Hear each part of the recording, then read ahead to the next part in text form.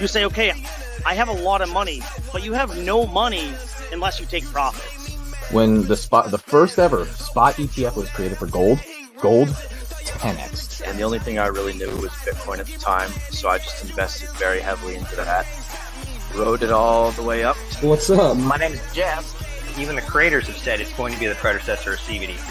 What that taught me was that I need to be self-sufficient. A solid DCA investment strategy, and pretend the red sell button doesn't even exist. We about to go up like. What up, DGens? We are back, baby, after a much-needed break. We are back in business. Thank you guys for checking us out. Make sure if you guys haven't done so already, make sure you guys smash that like button. Make sure you guys comment and subscribe. Check down in the Telegram and join up on our Telegram. And with that being said, panel, welcome back, guys. It was a much-needed break. I know that we had Nate. How you been doing, man? What you been up to all week? Hey, how's it going? So, I happened to get myself a little mic and camera. So I'm all set and ready to go. Hopefully I look a little better, sound a little better. That would be nice. But yeah, I also had my birthday. This is my birthday weekend technically right now. It was really funny because I had my birthday on Wednesday, and of course I went to work. And then after work, I didn't even get out of my work clothes. I was just like, all right, honey, we're going. And boom, there we went. And so, yeah, in my work clothes, just went out, had a nice little birthday dinner, and yeah, some fun times. I do have my my first show coming up for the Ascending Man. I'm putting together kind of like all the little pieces, notes and everything. And this full week is basically going to be preparing it, and it should be the week after that I'll start doing it. So it's going to be fun times. I like the mic, man. It definitely sounds good. Is this the first time you've actually tested it out? Or have you tested it out in the week since you've had it?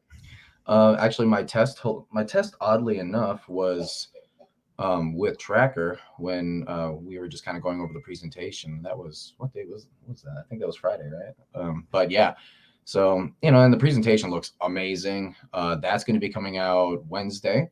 We're going to have Jesse on as well. He is the creator of, or one of the devs, the main devs of Power City and all that. So it's gonna be a good old time. There's a lot, like, I'll tell you what, you talk about bullish on liquid loans. Yeah, Earn Protocol, very bullish on that one too. And I would say probably the biggest difference between the two is one you use Pulse, the other one you use Pulse X. It's that's just oversimplifying it though. So gotcha. Yeah, but hey, Jay, how you been? Robin, good. Yo, I did not realize how handsome you were. So good, fantastic. That camera was well worth the investment, man. I was, the the great value camera you were using before. I was like, oh, I can't believe I didn't notice how handsome he was, man. How crisp his voice could sound on a good microphone. But hey, happy birthday to you, brother.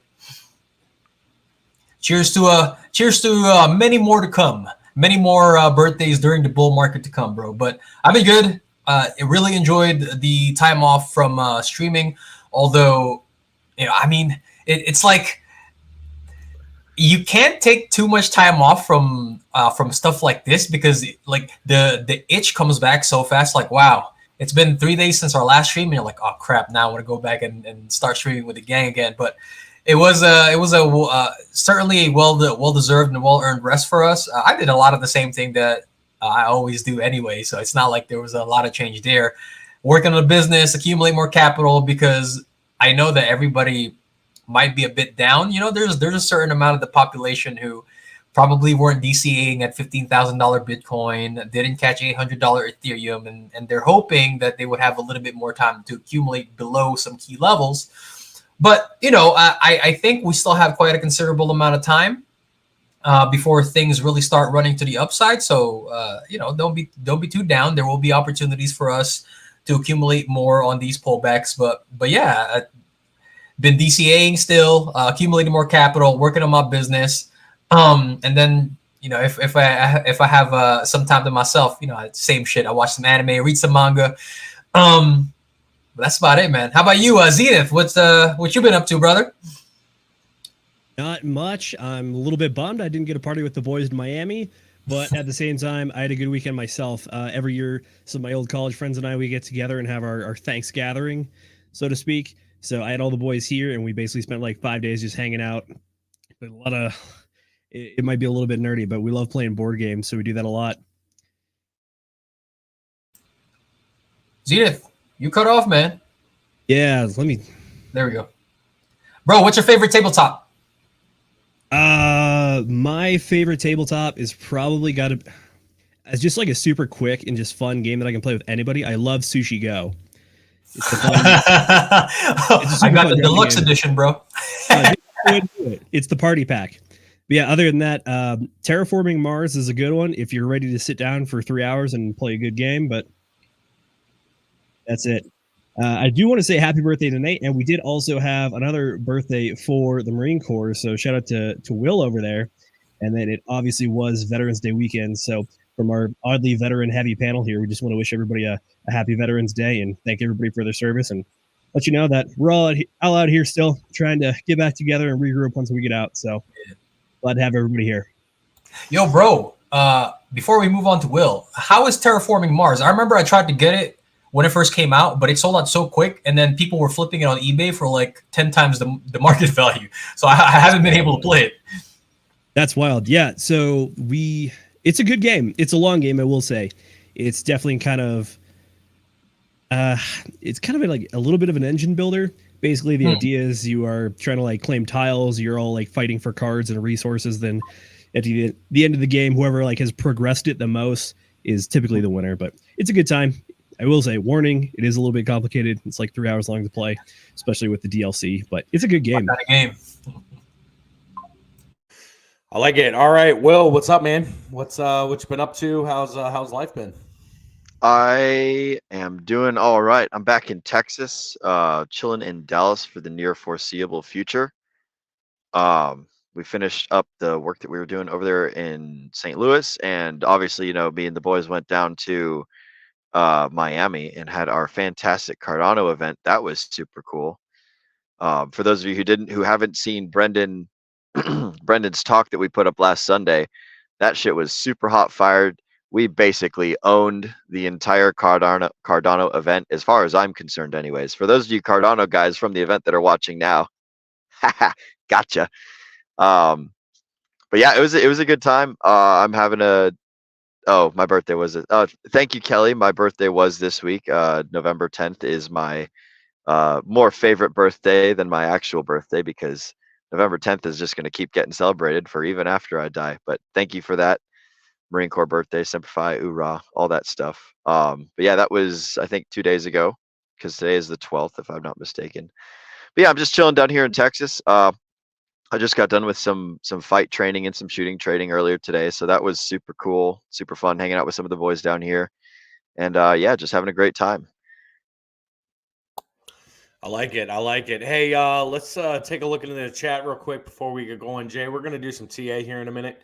But let's take a look here in the chat. We'll see. Benny here says he spit hot fire, talking about Brendan, I'm sure. Absolutely, man.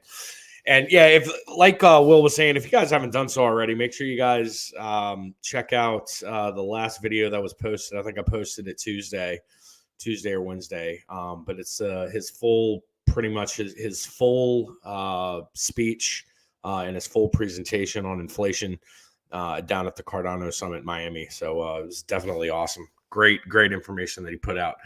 Moonpilled here says that he was sad and disappointed that we didn't have a Wednesday stream. Let me tell you, man, that it was a very much needed break, wasn't it? I mean, I think the panel can pretty much attest to that. It's definitely something that we were able to do, but we're back now. So yep, we should have something good coming up this coming Wednesday as well. And yeah, happy birthday, Nate. You got a lot of happy birthday stuff coming in here in the chat as well. So with that being said, Jay, do you want to go ahead and hop into some TA? We'll do a little bit of Bitcoin, and then we can hit some aluminum. Yeah, let's do that. I'm sure everybody's been pretty hyped, especially with the price action that's been going on over the last week, especially with all of this Jay, give me all the hopium. I want all the hopium, man. All the okay, all right. Let's go. Let's do it. Let's do it. Okay, let me go ahead and share my screen here really quickly. There we go. All righty. Can you guys see that? Okay. Yeah, man, you're good. All right, fantastic. So, well, like I was saying earlier, the last few weeks for Bitcoin has been pretty damn good. I think if we still have any bears in the market that are thinking that we're going to head back down to that $15,000 Bitcoin, $800 Ethereum, or for those folks that are thinking, you know what, I think there's still a great possibility that we're going to get that $10,000 Bitcoin. I mean, I don't know what chart you guys are looking at, what sentiment you're reading, what news you're reading, what price action you're following, but it seems very unlikely, like 99%, that the bear market lows are in for Bitcoin. And just looking at the chart, looking at the Elliott wave pattern that's been developing for Bitcoin over this past year, it's very likely that, yes, the bear market lows are definitely in, and we have nothing but upwards price action to look forward to, with some pullbacks, of course, because everything can't go up and to the right forever. And so where are we at the current point in Bitcoin cycle? Now, I do want to shout out Zenith, because we were discussing this I think it was sometime during last week, where we were bouncing ideas off of each other. And I was asking him, like, hey, man, where is your cycle count compared to mine? Because initially I had thought that we were in an extended cycle, because I clocked us. This was my initial cycle count, right? If I would have stayed with my initial cycle count, I would have clocked us now at 82 days into the cycle, right? And because this is a hyper extended cycle, and this is very unlikely, I was kind of at a loss. And then Zenith gave me some data. He says that, hey, here are some things that I've been bouncing around, some data that I've been accumulating, and the data that he shared with me actually made a lot more sense. And so for me personally, I went back with my original count of the cycle, meaning that I clocked the ending of our previous cycle here at the 3rd week of August. That was a 68-day cycle, right? And then the last cycle ended here on Thursday, October 12th. And so I am of the opinion, right? This is my opinion based on what I see on the charts, that we are currently in a new cycle, and that we are 32 days in. So today is day 32 of the current cycle, with a high here on day number 29, right?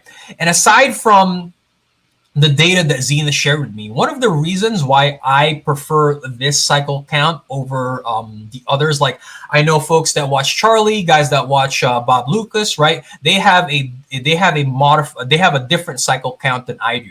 The reason why I go with this cycle count primarily is, if you notice, Bitcoin and Ethereum usually move in lockstep with each other. However, because of all of the news about the ETF getting approved, the fake news that it was approved, the iShares ETF was approved, right? We have gotten a lot of false signals over the past few months, actually. And that's why we've had some irregularities in the price with Bitcoin, right? Like this steep increase and drop back down around the last week of August. And then, of course, the fake news ETF that bounced us here around the 2nd week of October, which actually spurred this rally that we've been enjoying over the past few weeks or so, right? But if you take a look at the Ethereum chart, I'm going to go ahead and switch over to the Ethereum chart real quick. You notice that the Ethereum chart is a lot cleaner, right? And this cycle right here mimics the end of the last cycle that I have for Bitcoin, right? Ethereum here clocked in a low on the 12th of October, right? And it's a clear price-based cycle low, right? As opposed to Bitcoin, when I switch over, right? We have a time-based low for Bitcoin as opposed to a price-based low. But if you notice here that this low I also clocked in on the 12th of October. And so the reason why I like this count a little bit better is because it is in line with Ethereum cycle low, right?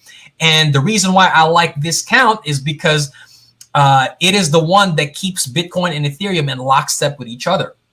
All right. And so, well, if that is the case, what can we expect over the coming weeks?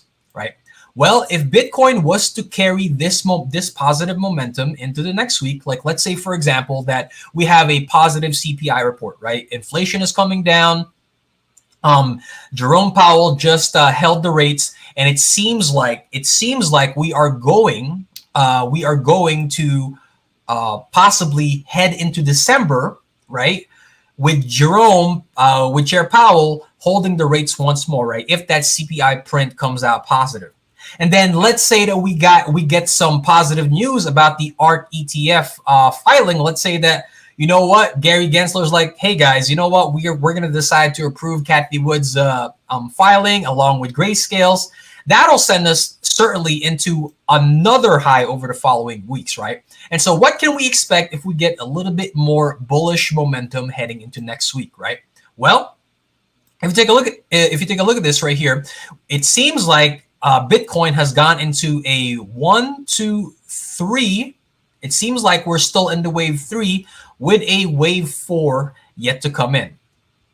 Right? And so if this wave 3 decides to keep heading up, what are some prices that we can potentially expect to see from Bitcoin? Well, if we take a fib retracement from, let me go ahead and switch over here to the weekly. That way it's just going to be a little bit easier for me to navigate.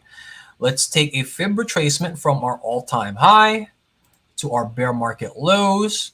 You notice here, right? We are hovering just above this 0.382 level, right? The next price target that I'm going to shoot for, if Bitcoin was to maintain this bullish momentum, right, especially with a potential, if the ETFs do get approved before the end of the year, the next target that I'm shooting for Bitcoin before we get any type of resistance is this $48,000 area, right? And the reason why I say that is, one, we have horizontal resistance there with this 0.618 fib, and then we also have a lot of prior price action that has served as resistance there as well. And so if we were just to take Bitcoin's past price history into consideration, this is the next logical area that I'm thinking the Bitcoin is going to get some resistance before prices finally start to slow down, right? If we get that bullish news over the next coming weeks, right? And so, but what if Bitcoin has finally exhausted this move and we are going into a cycle low? Right. I think it's a little bit more likely that Bitcoin heads into a cycle low rather than heading to that $48,000 area, because even though I know people are extremely bullish on the spot ETF, I don't think it's within Gary Gensler's character to be that generous with us and with this market, right? I don't think he wants, I mean, it would be cool if it was, right? But can you imagine if Gary Gensler approved the spot ETF just before Christmas, right? He would turn from the Grinch into Santa Claus. And I just don't personally think that's well within his character. And so if we were to head downwards, what we can expect from Bitcoin is, I don't think that we are going to get anything below this $31,800 area from Bitcoin, right? Because we have a ton of horizontal support. If you could see, that lines up with the top of these candles, right? And what have we discussed with before? That anything that served as prior strong resistance, once we punch through it, right, if price does come down, it's going to serve as strong support. And because we have a lot of prior price action around this $38,000, $32,000 area, if price were to come back down there, then it's going to serve as strong support. We can also do a fib retracement from our bear market lows to our current high. Let's say that this was the high indeed, right? Let me just, there we go. Let me be a little bit more accurate there. Oh, give me 1 second. Where is it? There we go. That's not where I wanted to pull it from. I wanted to pull it from the bottom of our wave 2. All right. If you notice, we do have some fibs here that also line up with the tops of our candles, right? This 0.5 fib area around 31,300 also lines up pretty damn close with the tops of those fibs. And so we have a lot of confluence of support areas around this 31,200 to 32,000 area. That's telling me that if we were to get a pullback on Bitcoin, that we are not going to get anything lower than that, right? I think because people are expecting the spot Bitcoin ETFs to basically be an inevitability, especially heading into the halvening, I think people are a lot more reluctant to, take the risk of selling a portion of their bags, hoping for a 20% dip, and then buying back in. I think people are just a lot more hesitant to do those swing trades, especially since we are so close to the halvening, and that Bitcoin spot ETFs are basically almost certainly guaranteed, right? But like I said, the charts can't go up and to the right forever. We are going to get some pullbacks. However, any pullbacks that we get over the next few months, I think should be taken as a gift. And if you are not satisfied with your Bitcoin or your Ethereum positions, take advantage of those pullbacks in order for you to DCA in, right? And so, and then if we switch back to the daily, I just want you guys to see that we do have some bearish divergence here forming on the daily, right? And bearish divergence, for those of you that don't know what that is, it just basically a higher high in price, but a lower high in our momentum oscillators, right? In this case, the RSI.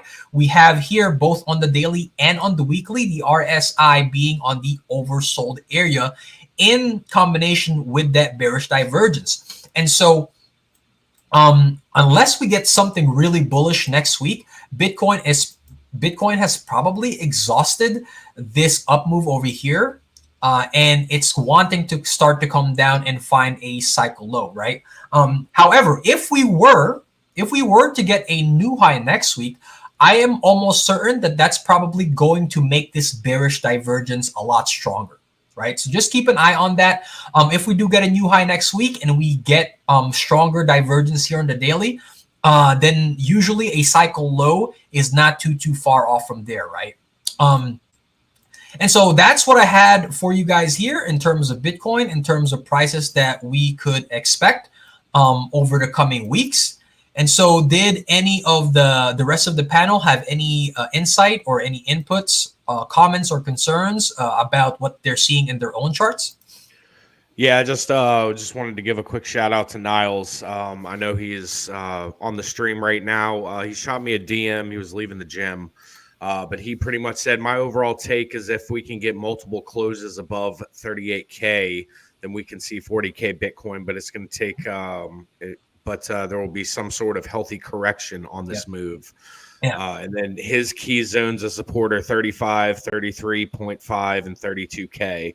And he says, as long as that we can stay above 32K, we're in a monthly uptrend, which that's very astute. Also something to keep in mind is, on the Bitcoin weekly RSI, we're also in a macro cycle all-time high right now when it comes to this new cycle that we're in.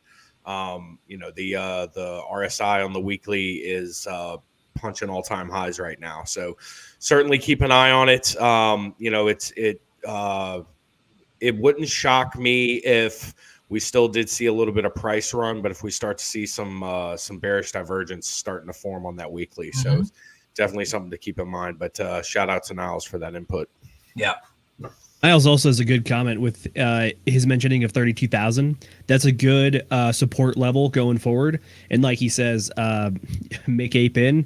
I mean, obviously not financial advice, but 32,000 is a pretty key support area. And anything back below that would be very bearish. And keep in mind, we are now officially within the 6-month lead up to the halvening. So this is the time where we're absolutely anticipating a good pump, maybe even up to that 48.5 level that Jay mentioned. Yeah, man. Like you mentioned, Zenith, that 32K level, we spent so much time getting smacked down over the middle of this year from that 32K level.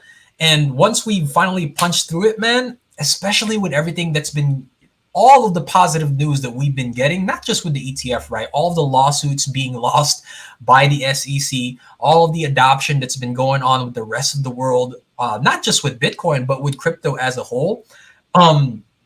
It's like people are less likely to, to be separated from their bags at this point, right? I mean, for those of you who are taking a look at the on-chain metrics, if you look at the amount of people or the amount of Bitcoin that has not moved within like the past 5 years, it's like, man, that's telling you something, right? Because people they're just not moving it, right? They're not bringing it back on exchange to sell. It's in a hard wallet or in a hot wallet, and they are holding on to those because they know exactly what's coming over the horizon.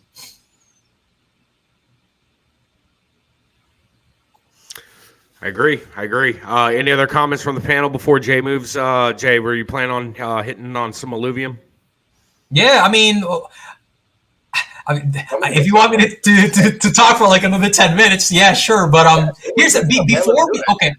before we move on to Illuvium, right? I just do want to address GameFi in general. There have been so much bullish news over this space within the last few months. I wanted to share something with the rest of the panel here because I saw some discussion of this game in particular in the chats, right? And the game that I'm talking about is Shrapnel. Now, there was some comments made in the chat talking about how Shrapnel it looks like trash. Now, I think they probably saw a lot of the beta gameplay. I did want to share with the panel and with the rest of our chat the actual fleshed out game footage that has been released by the team. So I made a mention of this a few days ago that Shrapnel, the reason why I'm very excited about it is because it looks like a lot of the top AAA first-person shooter games that's out there, right? Battlefield, Call of Duty, Modern Warfare, or Black Ops, whichever one you're a fan of. It looks and feels and plays very similar to those games, right? With the addition, of course, of I know it already has a competitive element, but the fact that now there are like potential NFTs and actual items with a potential dollar value attached to it makes me very excited for this game. So I wanted to share with you guys some of the footage that the team has released of like some of the more fleshed out gameplay footage for this game. So let me go ahead and share this real quick and let me get your comments on it because I know a lot of you guys here are gamers as well. Here we go. So for those of you who haven't seen it, man, this is what Shrapnel looks like.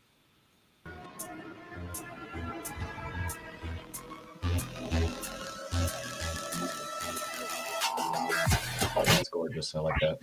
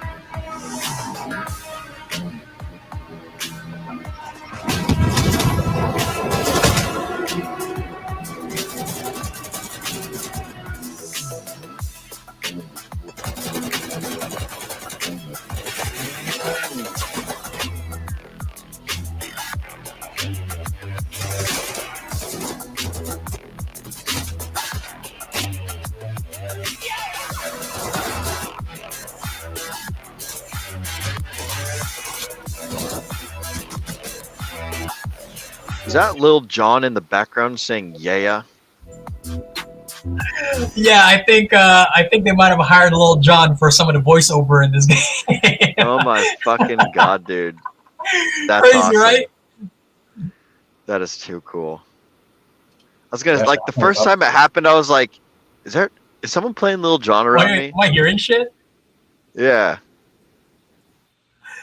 So if you guys, okay, let me stop sharing that. There we go. So if you guys recognize, right, if for anybody who's played Call of Duty before, you know when you get a care package, right, and they drop that little flare for you to pick up.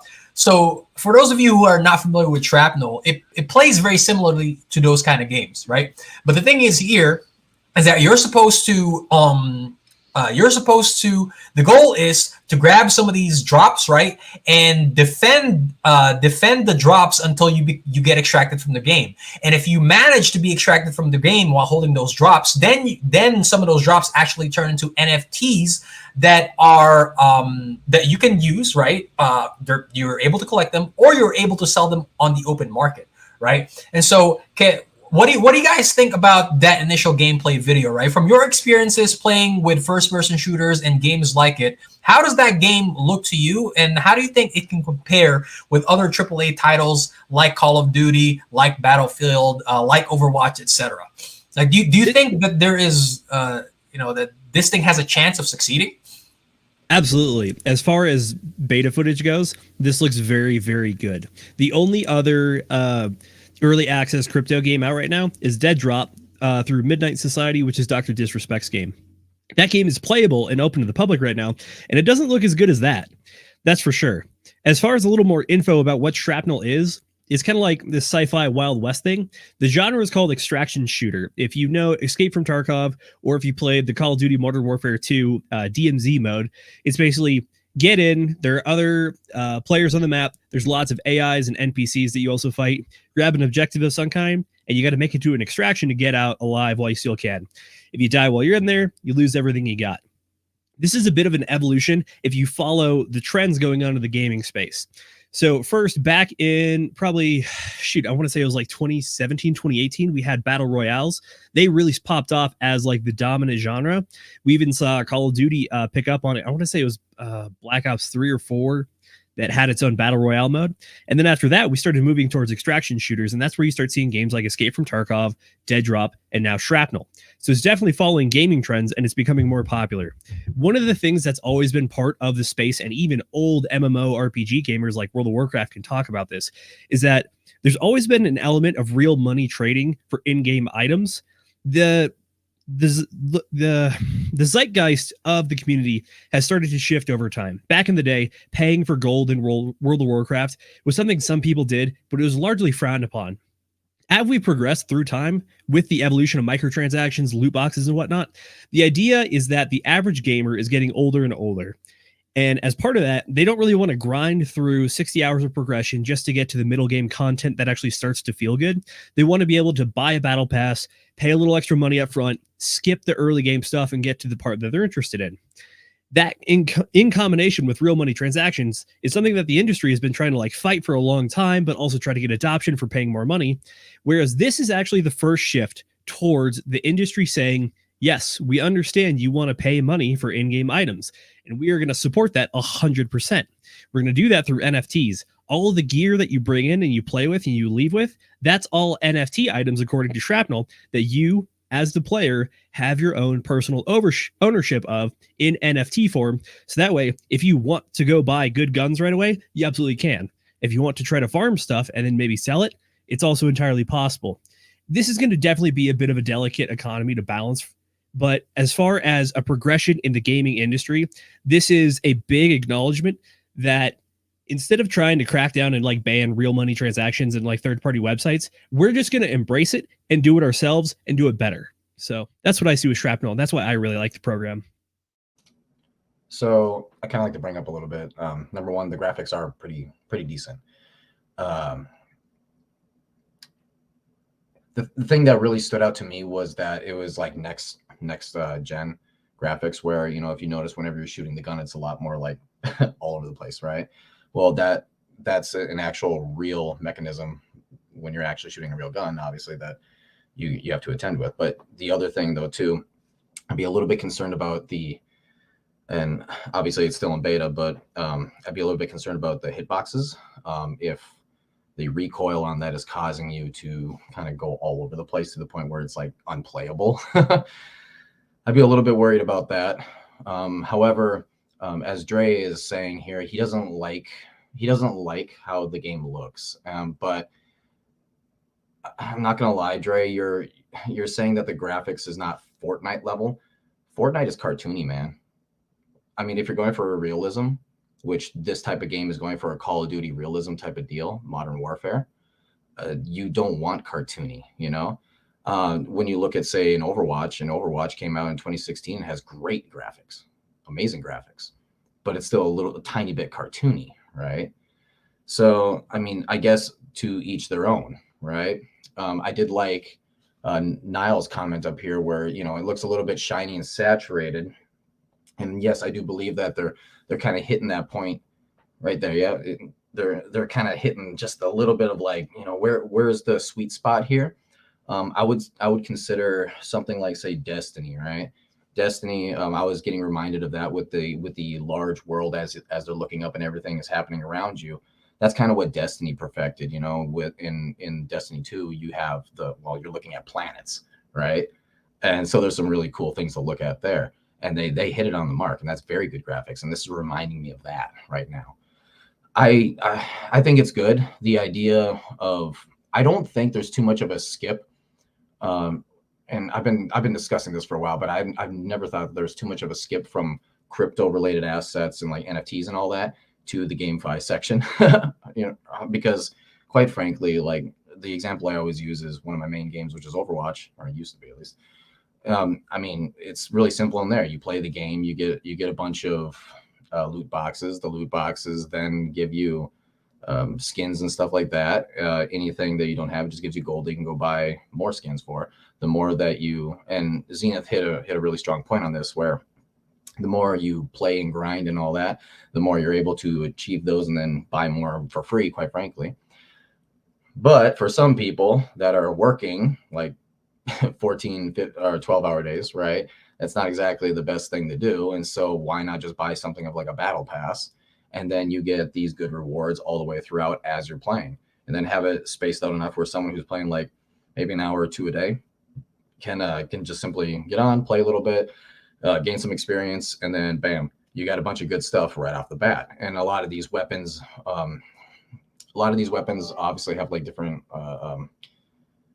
what's the word for it? Abilities, you know, the reasons why you're going to want them. Maybe they're more powerful in certain situations and all that. And you can get those automatically, where usually you would, like in Destiny's case, where you would have to like go achieve something to get these weapons or armor. Instead, you can just buy a battle pass and get through the experience and then automatically, you know, grab them. And then from at that point, you know, this is where the crypto would come in, where you start just buying it. Hey man, I'll pay you $10 for this. Cool, bro. I'll take it. Bam, got it. And now you don't have to bother with it, right? Just to clarify, when we talk about how you have the ability to create and generate NFTs through gameplay, this is an evolution on the GameFi projects themselves, which is previously they had exclusively like play to earn games, so to speak. But one of the fundamental issues with those games was that because you were just basically rewarding people for their time on the game, not necessarily a skill element or anything. It was just you're paying people for their time on the game in your currency. And as you have more people and more time, the inflation just goes through the roof, which unfortunately means that the worth and value of those tokens drops dramatically. That's a decent comment by me, if I do say so myself. But to talk about what Dre is saying is that, yeah, Fortnite has its own look. So does like PlayerUnknown Battlegrounds. So does Halo. So does Borderlands. Borderlands also has one of those very cartoony styles, but it leans into it and it creates its own identity. I think Shrapnel is starting to do that with its gameplay and the art styles that we're seeing, is that they're going for like a sci-fi space cowboy look. Basically, the lore of the game is that in the future, there's this like metropolis zone on a planet, and there's meteors that are getting dropped on the planet as part of like an asteroid passing by or something. And you send mercenaries to go pick up the stuff, extract with it. And whenever they're in those hot zones, they can fight each other and it's fine. So that's the art style that they're going for. And I think it's starting to come through. It's got a good sci-fi element to it. The gameplay looks good. The gunplay looks very good. I will say, I think these first-person shooter games, they live and die on how the gunplay feels. And so far, it looks pretty good. Looks like a good amount of customization. And the time to kill looks not too fast. So there should be some good play and counterplay to it. Well, the one issue, though, with the gunplay, again, is how much kickback you're getting. And the way that was looking to me was like it's kind of all over the place. And I'd be really concerned about hitting my markers as I'm shooting like wild. You know, I mean, if you saw that one, the guy's just poking his head out on this little like right angle. Well, usually, you know, you get a little bit like bounce like this. But, I mean, generally, you're going to be able to hit the guy. But it seemed a little bit too bouncy to me, so to say, right? I think you might be onto something there. A lot of games kind of struggle with this. You can either just have like laser beam guns that oil, or you can have some guns where all the recoil is so high, it's hard to control. And honestly, sometimes the gunfights just feel random because you can't really control the pattern. So at the end of the day, it's like, did I do that? Did the gun do that? Did RNG do that? Yeah, and I know in Destiny, because Destiny is my main game right now, you have entire grinding campaigns to get proper rolls just to knock back some of the kickback on your gun, just so you can be more accurate. And you'll spend hours just trying to get a gun that's just slightly less, you know, all over the place. For sure. But it works. As a bottom line, though, I think the game looks great. I think it's moving in a good direction. And as far as the rest of the GameFi space, I think it's looking like it's shaping up to be a front runner. It's not Illuvium. They have their own lane kind of picked out. I think Dr. Disrespect is kind of going down more of a competitive, more focused arcade style game. And then this looks like pursuing its own avenue. And I think there's definitely space for it. And it's following popular trends, which means there should be some decent mass adoption. Yep. For sure. The one thing I want to point out is Dre's thing here, where his comment is that he's worried about market share. I would have to 100% agree with that, because he is going down Shrapnel is going down a very popular road right now. What sets Shrapnel apart from Call of Duty, from Battlefield, from all these other ones, right, that already have a huge marketplace? You know, like, I have an answer for that, but Will, go ahead. I was gonna go in the same direction, but on the slightly opposite side of the scale. The other question, or the other comment that Dre had made, is they still have a issue. How do you pull everyone from GTA? So I would, and I'm just theorizing here because I'm just a peanut brain diamond head, right? I don't develop games or make anything, but the idea is you don't pull customers away from something like some other thing because other thing is terrible and your thing is better. The way that you get attention is by creating something that people like and that people think is good. If people like other things, fine. Like you can compete with other things if you like, but the bottom line up front that I think is the case is that they're trying to create something good, and if people like it, then people play it. If people don't like it, then people play something else, right? GTA has been around for a long time. It's a proven thing. It's a fantastic game engine. It's a fantastic system. People like it. People love it. People haven't tried what's this game called? Shrapnel. People haven't tried Shrapnel. Whatever. Like whether it's Tetris or Shrapnel or Arma 3 or whatever the heck, right? Like things come out all the time and people try them. They decide whether they like it or not, and then they either stick with it or they don't. It's not necessarily a competition. Like everyone's got their preferences, to comment on your graphics thing too. Like kind of like what Zenith was saying, like there's different brands of graphics for different game styles, and a lot of people like graphics a lot, but it's not necessarily everyone's thing. Like it seems like the Shrapnel guys have developed their own little thing, and if it doesn't suit you, then so be it. It is what it is. But I don't think that I don't think that the guys at Shrapnel are necessarily trying to be like, oh, we got to pull everyone away from GTA, or oh, we got to pull everyone away from Skyrim, or oh, we got to pull everyone away from Fallout, right? What they're trying to do is they're trying to create a product that people like and that people want to play and people want to invest their time in. And then with the crypto aspect tied to it, that sounds like it's sort of kind of first in the arena for capturing this sort of idea thing. So that's just my little 2 cents. Jay, what did you have, bro? I was just gonna address the question that Dre posted in the chat earlier about how do you expect to pull market share away from Grand Theft Auto 6, especially if Rockstar and GTA are also going to be involved in blockchain technology and with crypto, right?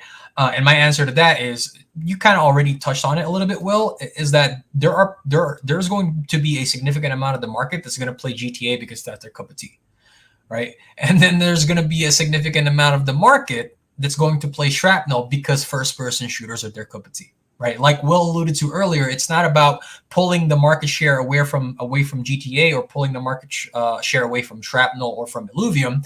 It's, did you actually make a good game? Zenith said earlier, first-person shooters live and die by their gunplay, right? You yourself mentioned it in the chat, right? The hitboxes are kind of funky. The heads-up display is kind of funky. You also do have to consider the fact that this game is still in beta, right?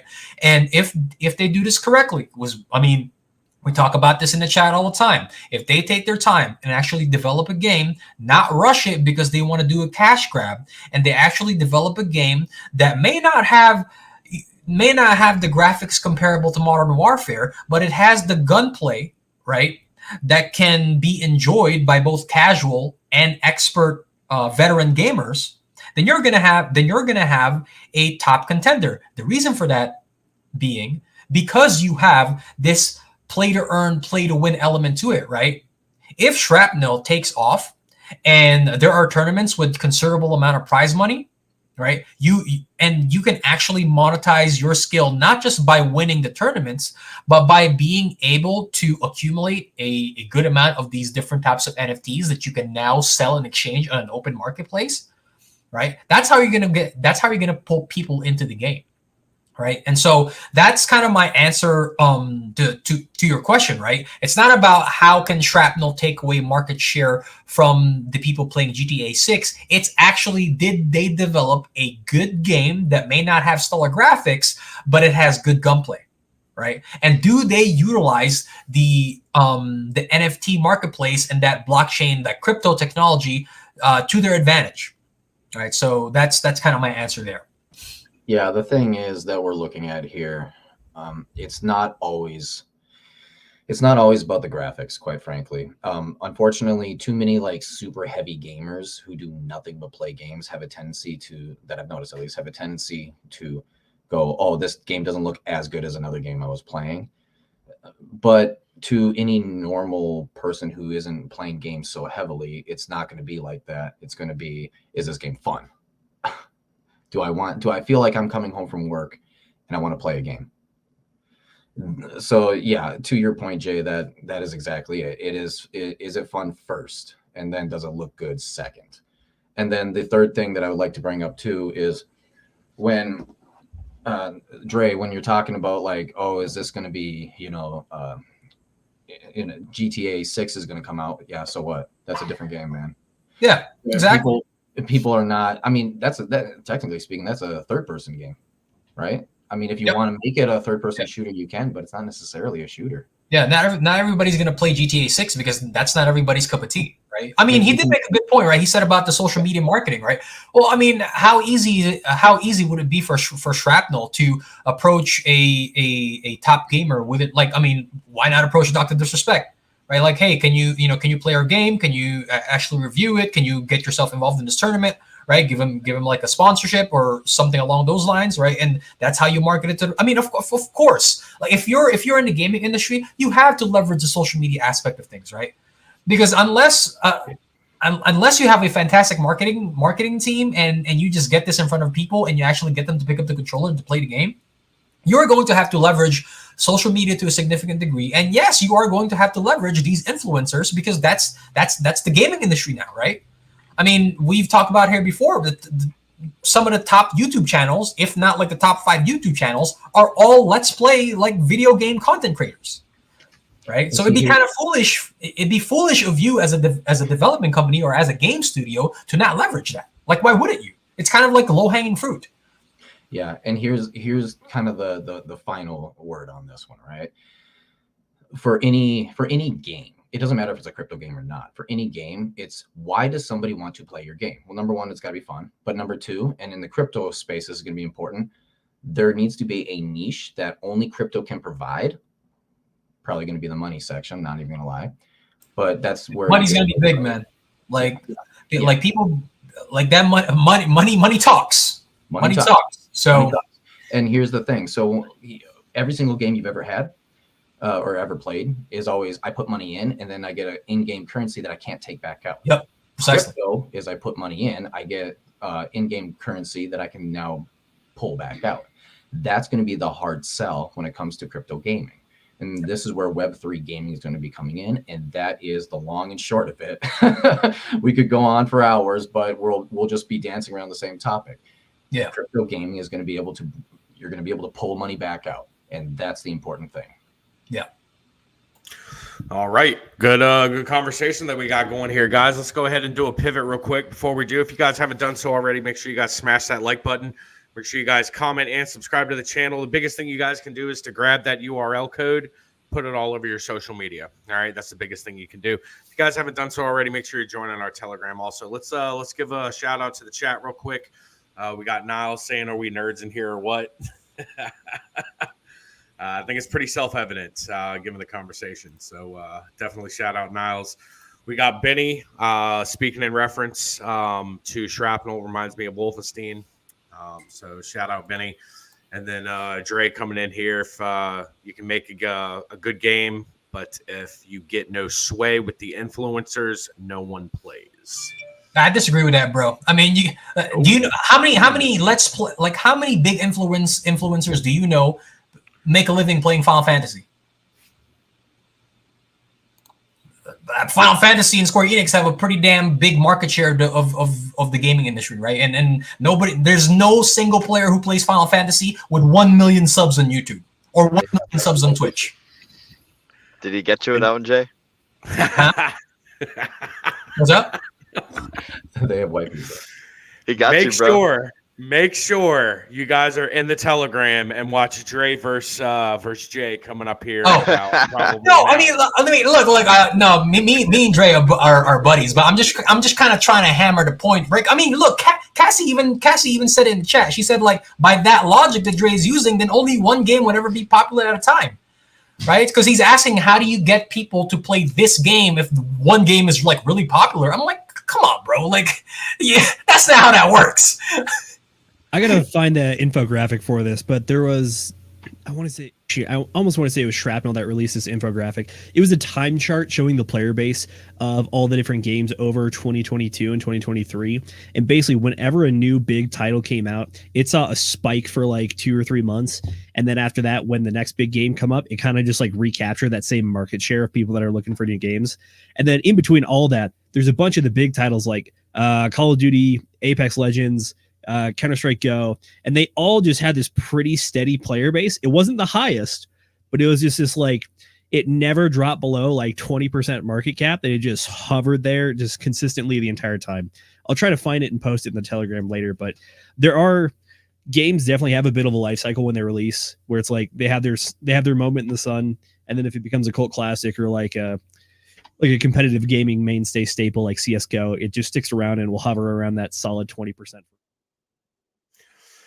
You broke my heart with your Titanfall, by the way, Z. That was very tragic. Look, I can go on a rant for like an hour and a half talking about why Titanfall 2 is the greatest game of the last decade. All right, guys, we're pivoting here. We're pivoting. Yep. All right, we got to do a hard pivot here, okay? All right, we're totally changing the topic here. Zenith, I want to come to you, all right? Zenith, so make sure you come off of mute here. I want to start with Zenith, then I want to go to Will. I want to know what do you guys feel? What are your guys' thoughts, expectation-wise, on what we can see in the market for the remainder of the year? I mean, you know, we got a month and a half left, pretty much until 2024. So, what are you guys thinking short term? We're going to see in the market, and what do you guys have on your mind? Zenith, go ahead and start. As a former government employee, the year is basically over. Everybody knows that once Thanksgiving hits, the year is pretty much a wash until the new year starts up and then business effectively resumes in January.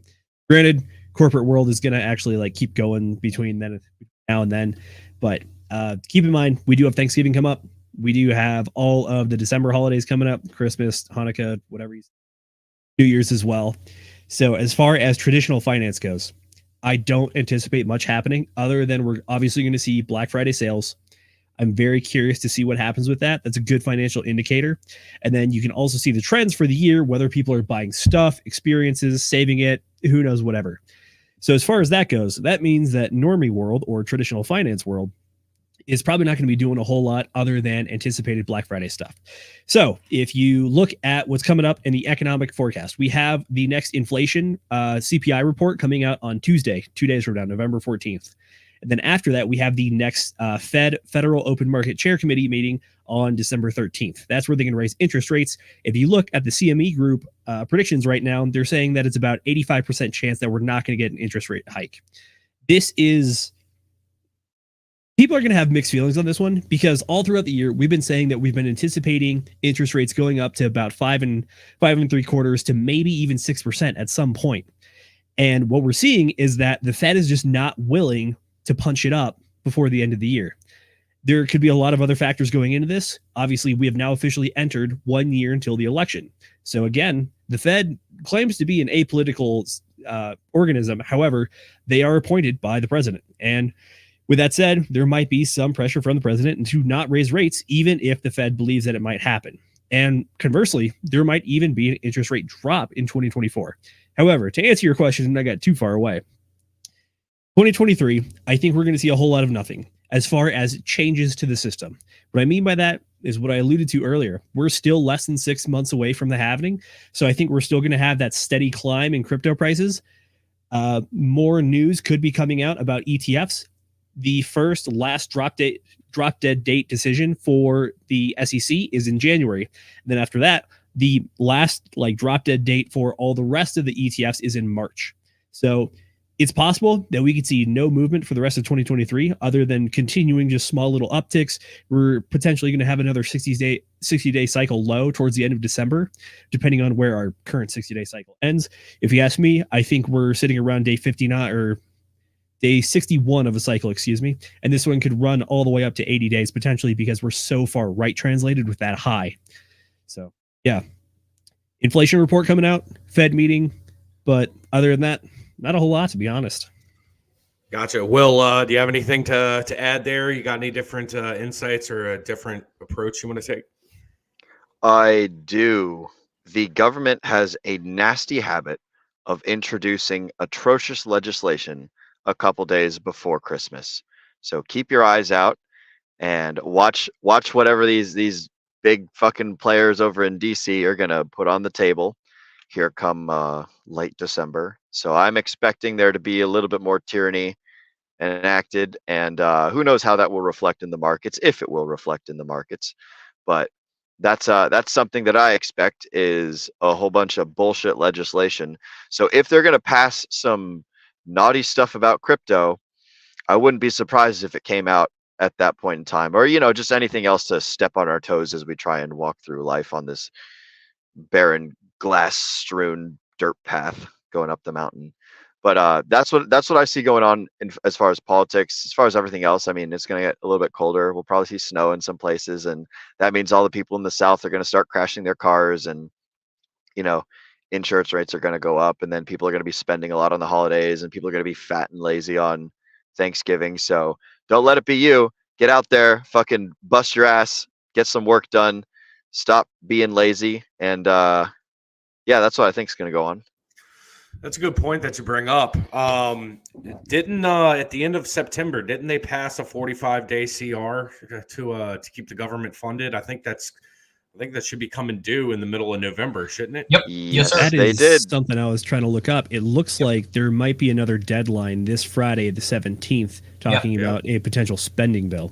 So this is exactly what Will was alluding to. This is an excellent point that I forgot. For is that sure. we still haven't tackled this issue. Yeah. And the House has been in shambles ever since the speaker fight. Because they had to elect a new speaker before they could take over the fucking budget. Yeah. So omnibus package, it's coming. We're going to have to deal with it one way or another. And there's going to be a ton of stuff in there that no one likes. Well, I don't know. I mean, Gates, stuck with it hard at the end of September, and that's what ultimately ended up getting the speaker canned. Was they don't want any more omnibus. So, we'll see how it plays out here. But I think they're drawing a hard line there, so it should be very interesting. It should be very interesting. Will, go ahead. What were you going to say? It's all fucking bread and circuses, guys. Everything you see on C-SPAN, everything you hear coming out of Washington, D.C., it's all just a big fucking show, right? At the end of the day, we live inside of like an anthill, and there's people clumping around with these big old boots that can change your life, and they're only going to give you the information that they want to give you. So, like, all of these things that we're talking about are important from like a large zoomed out perspective, but the most important thing that you guys can do as individual people is participate in your local elections, focus on the areas that are like closest to you, like look at who's on your school board, right? Look at who's your mayor, look at who's your county sheriff, all that sort of stuff, right? Like looking big up at Washington, it's fun to play these like theoretical games and like see where everything's leading, but at the end of the day, most of the decisions that happen in Washington do not affect our day-to-day lives in like a crazy manner, other than like some big like macro stuff, right? And we can't even affect that anyways at the end of the day, really. Like for fuck's sake, Biden was the most popular president in the history of the world. And so it's like, if you think that anything that you do matters as far as like writing down names on a piece of paper, I'm going to be the nihilist one here. And I would suggest that you reevaluate where you put your attention, focus on the things that are within your sphere of power. Like for those of you that are religious out there, there's a serenity prayer, which is like, God grant me the peace to, it's basically just like, let me be at peace with the things out of my control, and let me focus on what's inside of my control and do the best that I can with what I have that's like in my purview of ability to change. So focus on the things within your area and forget about everything else, because at the end of the day, it's all fucking campfire stories, and just get out there and get after it. Make the world a better place in your little zone. And, that's all I got. That doesn't seem nihilistic at all.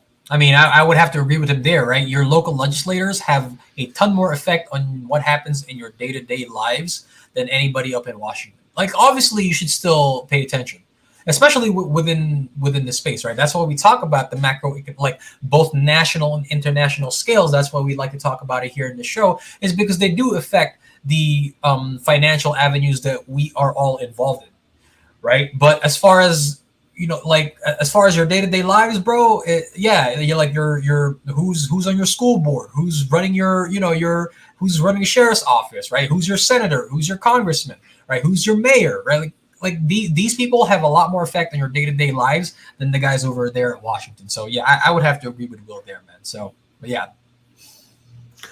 All right, Nate, stay on, or I'm sorry, not Nate, Jay, stay on that real quick. What are your projections for the end of the year? What do you see happening? Depending on where we get that cycle low, if we get that cycle low sooner rather than later, I don't think Bitcoin stops this bullish momentum. So I would actually much rather prefer that we get the cycle low sometime mid-November than later in December, so that we could ride another right translated cycle up into December, and we get that Santa rally, right? But if we do get that Santa rally, please do not get cute and try to trade in and out of too many positions, because you don't want to, especially if you've been accumulating at the bottom of the bear market, you don't want to fuck around with a potential 20% gain by buying back in.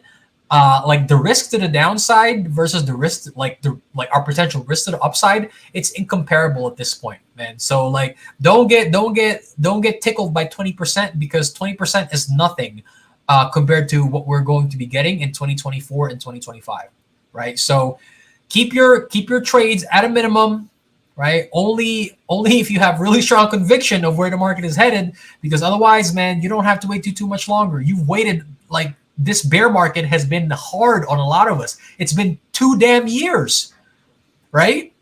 Not for Bitcoin, but for the altcoins, it's been 2 damn years in this fucking bear market, man. You have less than a year left to wait before things really start taking off. Like, don't get cute with it, man.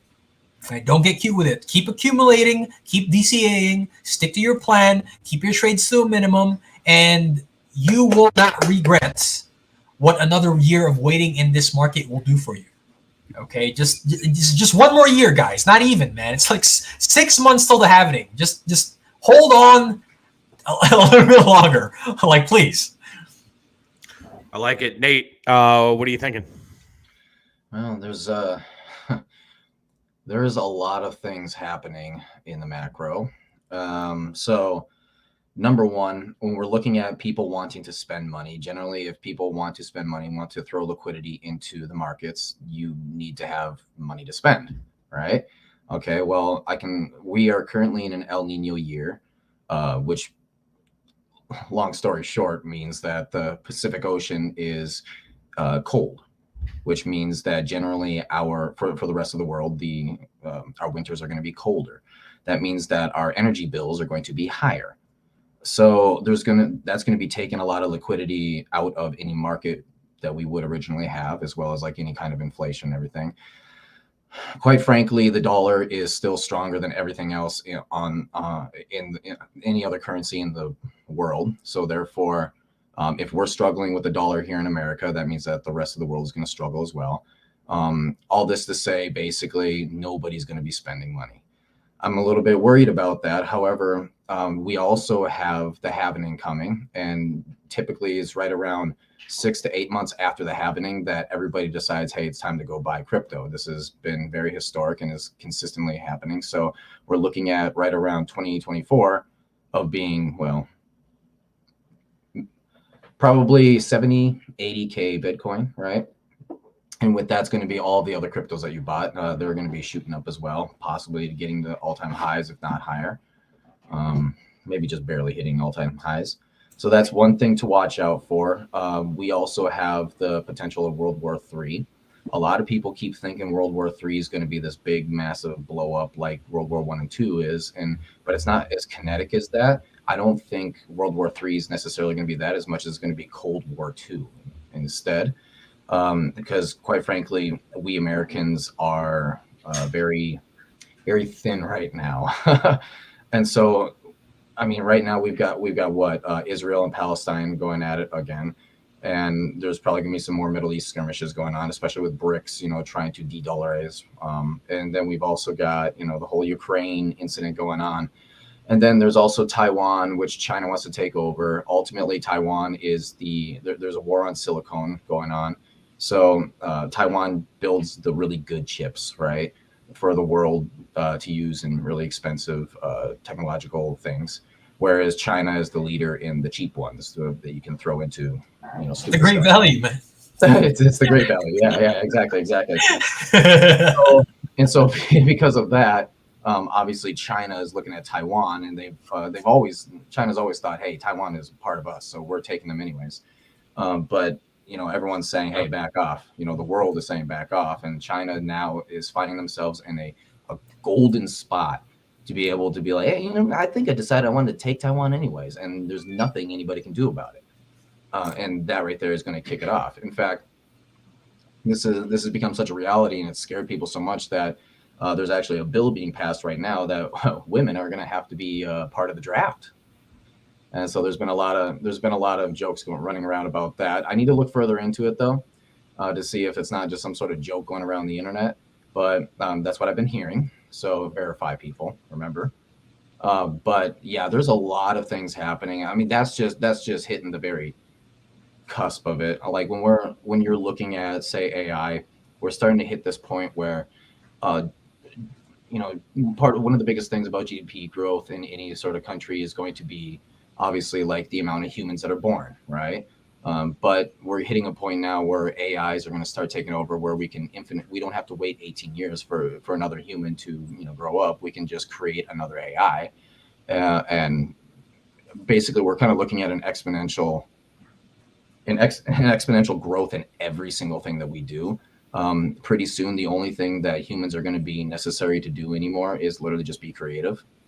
We're not going to need to work anymore. And when I'm talking about all this, especially with Space Force and all that, we're creating and about to send up a ship where we want to start literally making space ships in space. We're actually looking at that for about 2030, 2036, somewhere in there. So when I'm talking all this, it seems like it's some sort of far off thing. No. We're looking at this right around 2026, 2028, 2029, 2032. There's a lot of things happening right now, and crypto is is one of those in the forefront. So here's what I gotta to combine it all together. Here's what you want to be doing. You want to prepare yourself for this coming year, because this coming year is going to be like the preparation year, right?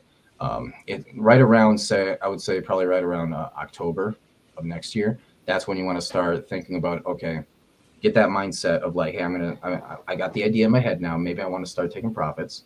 How am I going to do that? Prepare yourself, right? As well as start preparing yourself for a different life than you're normally going to be, because especially considering that you can get on AI now and create videos of like Biden saying whatever. There's going to come a moment where people are no longer going to be able to believe anything. There's not going to be like verify, right? Well, anybody can say anything, and people are going to be like, oh, it's totally true because, you know, Barack Obama said it.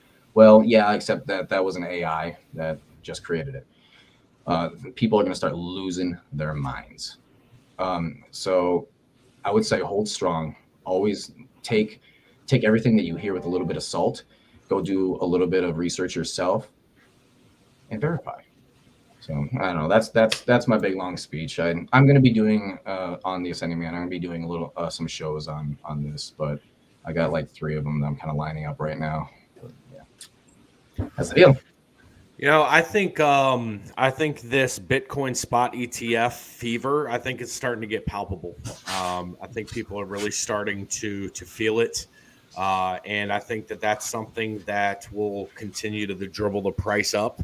But when you think of going towards the end of the year, make sure if you guys aren't paying attention to it, make sure you're paying attention to what the RSI is looking like on the weekly and on the daily, because if you guys start seeing that hidden bearish divergence, especially given the RSI strength for this most recent punch up, I think we could very easily have a 0.5 or a 0.618 correction when we're talking about the local fibs. And I see Jay over there shaking his head yes that he's in agreement with me. So you know, what goes up will come down. If it goes up strong, then it's most likely going to correct strong as well.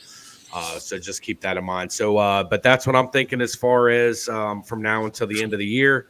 And then, you know, we'll start brainstorming what we're thinking for Q1 2024 over the next couple of weeks. But we wanted to put that out and share with you guys what we think is coming around the corner over the next month and the next month and a half. So with that being said, let's go ahead and transition to wrap up, guys. I think it was a good show. Zenith, I want to turn it over to you. So we're going to go Zenith, Will, and then Jay. So Zenith, what you got coming up around the corner? What are you looking forward to, and where can people find you?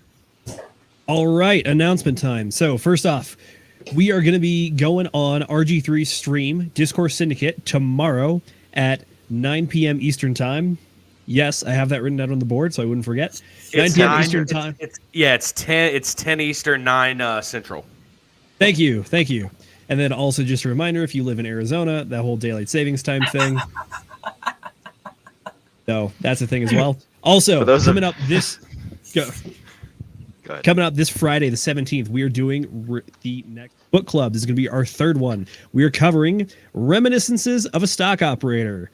I finally learned how to pronounce that word, and so far this book has been a lot of fun. It's definitely more narrative-focused book, but there are some life lessons to be learned, and this is also like the stock trader's Bible, effectively. If you ask any of the Wall Street guys, they know this one very well, so we'll be talking about it and all the lessons on November 17th. As always, I am Zenith. You can find me on Twitter at Hex Space Force or Instagram and YouTube at Hexco Space Force. That's all I got, boys. Will. All right. So what I got going on is I'm chilling out in Texas. I'm going to be bouncing around between Dallas and Austin, possibly even Houston. We'll see what my mood brings us to, but that's where I'm at. So if any of you guys are in Texas and you want to hang out, hit me up. I'd be happy to swing on over and say hi between doing stuff I'm doing over at the yard over here in Cedar Hill, and then prepping for the next job site and stuff. But yeah, like Zenith said, we are going to be on RG3's show, so that's going to be a good time. 10 o'clock Eastern tomorrow on the Discourse Syndicate. I am wildly looking forward to this. It's going to be me, Zenith, and I don't know if you'd said earlier, but Tracker is also going to be joining us, hopefully. provided he can get the time to do it. So y'all will be repping the DGen Roundtable over there, so that'll be super duper fun. Other than that, as far as things I got going on, I'm sure there's something that I'm forgetting right now because I got that super crazy tingly feeling, but I'm just gonna ignore that feeling and pass it on over to Jay. Jay, what's up, buddy? As always, guys, we would like to thank you for spending a little bit of your time here with us on this wonderful Sunday evening. We know that time is your most valuable asset, and so we do appreciate that you spend some of that time here with us. As always, you can find me at _P90 Hex on X and agent _J Schroth on Instagram, but you can always find me in our Telegram channel. So make sure you go ahead and click that link and join us there. Shout out to Access, by the way, for joining us here tonight. If you guys want to know about liquidity providing and just like the value and the concepts behind liquidity and liquidity pools, go check out this man. If you guys like Hex, he's very big into the Hex and Richard Hart ecosystem, so make sure to go and check him out. Other than that, man, looking forward to the book club on Friday with Zenith. I'm sure we're going to have a good time doing that. And then we'll see what else the rest of the week has planned out. I might jump in the stream. Who knows? But yeah, Josh, go ahead and close us out, buddy. Well, let me go ahead and turn it over to Nate. I want to give Nate a chance to go ahead and close out real quick. Nate, and if you could, definitely plug what you and Tracker have been working on because I'm looking forward to that. Yeah, for sure. Just this last Friday, we had kind of like a review of specifically how it is that we're going to be presenting with Jesse and over at Power City, right, about the Earn protocol. And I'm not going to lie, oh man, I'm so bullish on it, dude. It is so good. This is going to be another huge deep dive. There's a few extra things added in that Tracker, he feels like he missed with liquid loans. So he was like, I got to make sure I get it in this time. So yeah, definitely tune in for that. That's going to be Wednesday, same time as always, right here at 8 Eastern. So yeah, check into that one. That's going to be great. However, also he as well as Z and Will are going to be on the RG3 stream. So that's going to go great as well. I'm working on my own show right now as well. I have a lot of other things that I tend to look at. So I'm not like crypto only. I got a bunch of other things. And so that's got to be done on my own show. I'm going to go ahead and go with that. Probably coming up should be right around next week sometime. Lots of stuff going on, man. Lots of stuff going on. Take us out. Love it. Yeah, tomorrow night's going to be awesome. Make sure you guys check out Discord Syndicate. Make sure we show up in force there and we show some love for the guys. Zenith, Will, I think you guys are going to be great representations of the channel. The diversity that you guys have and thought and the way that you guys come across, as well as Tracker, I think it's going to be an awesome. You guys are just going to represent the channel and the community so well. So I think that's going to be great. Yeah, man, we're rested up now, and we're going to start looking towards Q1 2024. There are a couple things that I want to bring to the team. A couple ideas I would want to have moving forward, growing the channel, growing outreach, all that different sorts of stuff. So don't have anything specific to talk about right now, but yeah, I mean, we're going to be hitting it hard here, and we're only going to explode from this point. So looking forward to that. But make sure, if you guys haven't done so already, make sure you guys are in our Telegram. All right, you guys can find it in the description. You guys can find all of the social medias in the description as well. Again, my name is Josh. You guys can find me on Twitter at Chocolate Taints. If you guys haven't done so already, look, it's the third time I said it, but third time sometimes is a charm. Make sure you guys smash that like button. Make sure you guys comment, subscribe, take that URL, share it all across the social media. So with that being said, all the live viewers that we had tonight, you guys are awesome. Thank you so much for making the show what it is. Panel, you guys were great. You guys crushed it. Can't wait to get back and have another great episode. We will be back Wednesday at 8:00. We might do a whiskey stream. We might do something else. We haven't figured it out yet. Either way, it's going to be fun. It's going to be a great time. So with that being said, we will be back here Wednesday night, 8:00. We look forward to seeing everyone then. And with that being said, we are out.